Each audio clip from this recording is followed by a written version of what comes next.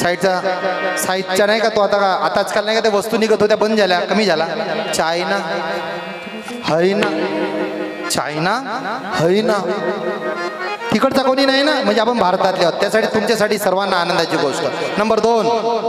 तुम्ही महाराष्ट्रात जन्मले मला सांगा एकूण राज्य किती आहेत आता मी गुरुजी आहे म्हणून काही येऊन जाते जी बापा माफ कराल बापा नाही ते काही विचारता म्हणता म्हणाल का करू गुरुजी आहे ना 4G आहे आता माझा काही दोष नाही का का जन्मोजन्मी आम्ही बहु पुण्य केले जन्मोजन्मी आम्ही बहु पुण्य केले जन्मोजन्मी माय बापजानो आपला काही दोष नाही आहे आपण का सांगतोय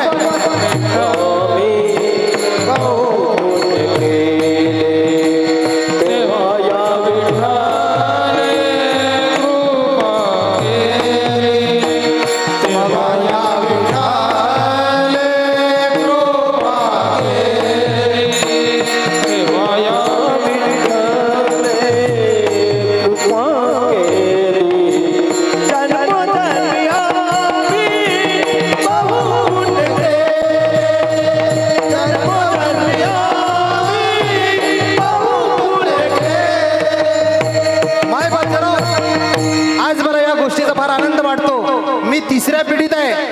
जगद्गुरु तुकोबाराय जसं 8व्या पिढीमध्ये जन्माला आलेत मी संतांच्या घरी तिसऱ्या पिढीत जन्मालो याचा मला फार मोठा आनंद आहे आपण झोपडीत का होईना पण संतांच्या संगतीत आलो का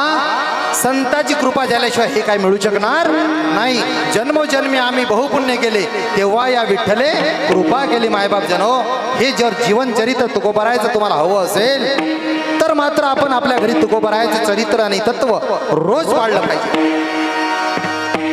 म्हणून तुकोबारायच्या घरात 40 वर्षापासून पायवारी चालायची आणि त्या पायवारीचा प्रसाद तुकोबारायांना मिळाला जिजाबाई सोबत लग्न केलं आणि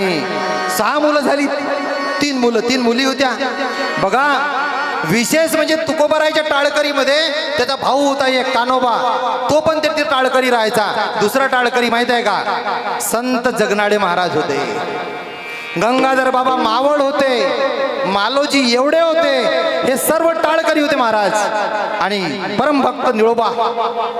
निळोबांचं चरित्र काय सांगावं फार मोठं आहे तुकोबारायांचे चरित्र आहेत ह्या टाळकऱ्यांमध्ये सर्वजण होते हे उगीच नाही आहेत हे सर्व संतांची प्रतिकृती आहे महाराज आणि म्हणून मायबाप जनो आपण हे संतांचं चरित्र घरी पण आपण सांगितलं पाहिजे कारण